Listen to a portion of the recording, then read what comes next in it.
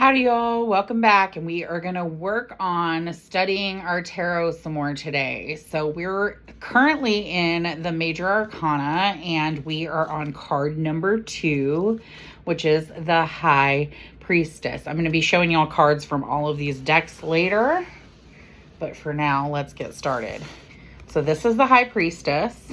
And this is from a deck that actually comes with little definitions written on it. You can find these sort of starter decks on Amazon or probably a lot of other places too.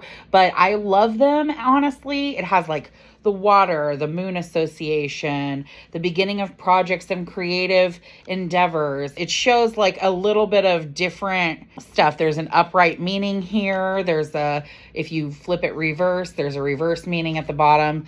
So it's a very basic meaning that it has on here: intuition, sacred knowledge, the subconscious, divine femininity, trusting yourself, sensitivity, purity, and high morals. Then reversed would be secrets, harm, hidden agenda, disconnected from your intuition, withdraw, silence, and selfishness, shallowness, ignorance, misunderstanding. I don't necessarily interpret the card all these different ways myself, but let's get into it. So when you're looking at the High Priestess, it's really important to just like notice the imagery on here.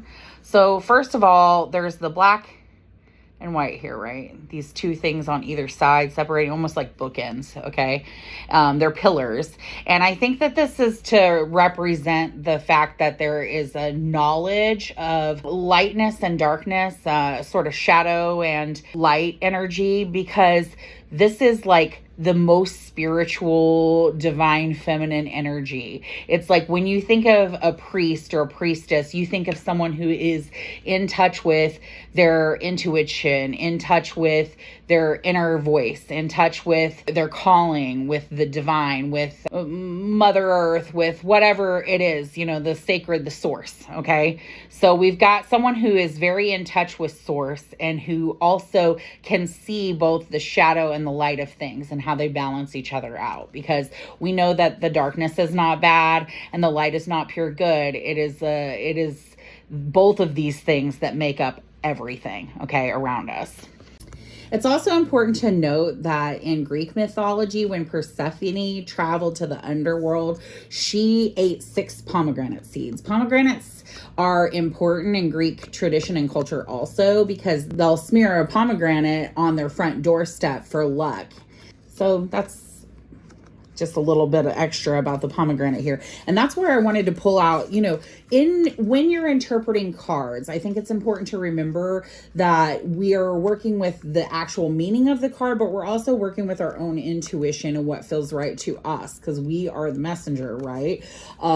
So in different cards, the imagery might be slightly different. So this card doesn't even we don't see the High Priestess sitting on a throne, but we do have the imagery of a pomegranate here. And so this might give off a different energy for you if you're reading from this deck, and it may call you to have a slightly different or varied interpretation of the card. I just wanted to pull out some examples of the High Priestess cards. So this one is from my Tarot of the Divine deck, which is based on folklore. I think this one's really pretty. So she's kind of sitting on a throne here. We don't have the pomegranates in this one, but it's a very cool picture still. And this one is from one of my newer decks, the Golden Girls deck, which is so hilarious, and I love that it's Blanche, okay? And then, in some decks, we might want to try to use more inclusive, less binary language, and I love that some decks are doing that. This one's from the Weaver Tarot deck. I really love this one. This is called the High Sage, and this is the representation of the High Priestess. Now, remembering that just because we say it's divine feminine energy doesn't mean it has to be about a woman. And then this one is just called Divine, but it's number 2. This is our High Priestess equivalent card in my Cosmic Sea deck, which you will probably not see a lot of because it's kind of an adult themed deck. So, but I do like it. It's very cute. It's aliens and also kind of quirky and hilarious. So if we're looking at the High Priestess in a love reading, it might indicate a very deep soul connection. It could indicate just very like deeper level connection, that you're connecting on a soul level. It could be soulmates. it could also just mean that this person is meant to be in your life for a time. It could also mean to follow your intuition, your deeper inner knowledge and knowing about the situation. In a career read, that's usually what it means. It's like, pay attention to your intuition. If something feels off, it probably is. If something feels right, it probably is. And in terms of just like personality of the High Priestess, she is a very quiet and silent type, like, you know, kind of blocking out all the noise of the world to pay attention to that inner voice. That's what she is all about.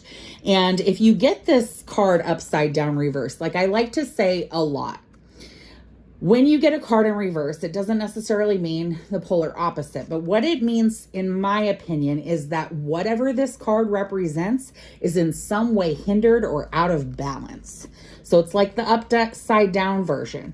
So we're talking about deep intuition, knowledge, inner knowing, spirituality, being in touch with source, right? So if this card comes in upside down, there's a couple of things it could mean. It could mean secrets, okay? Because that sort of like silent inner circle kind of situation. It could be kind of secrets or gossip or something like that. It could also mean that you're not following your inner voice. You're not following your intuition. You're not leaning inward enough. Maybe you're giving too much to the outer world and not listening to spirit. And not listening to spirit can lead to a lot of other things like shallowness, selfishness, just sort of viewing the world in a way that's too worldly and not spiritual enough.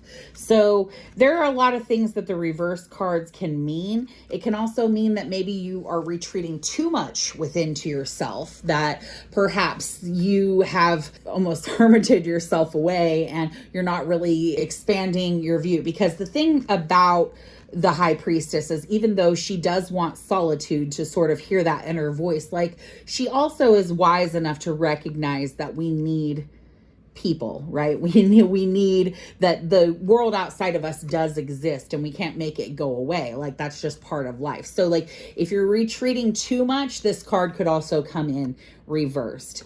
So it's basically whatever the energy of the card is, but it's just upside down. To me, when I pull the High Priestess card, my immediate reaction is to follow your spirituality.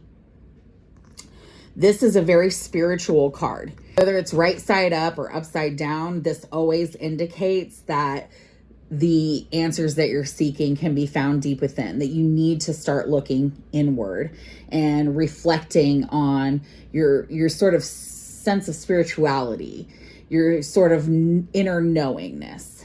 And to me, that is what the High Priestess card really is about. So next time we'll be moving on to the Empress, which is a very cool card, and I will see y'all then. Look, we've got 3 cards down. We're working our way through the Major Arcana, and I'm really enjoying spending this time with y'all and explaining like my knowledge of the tarot.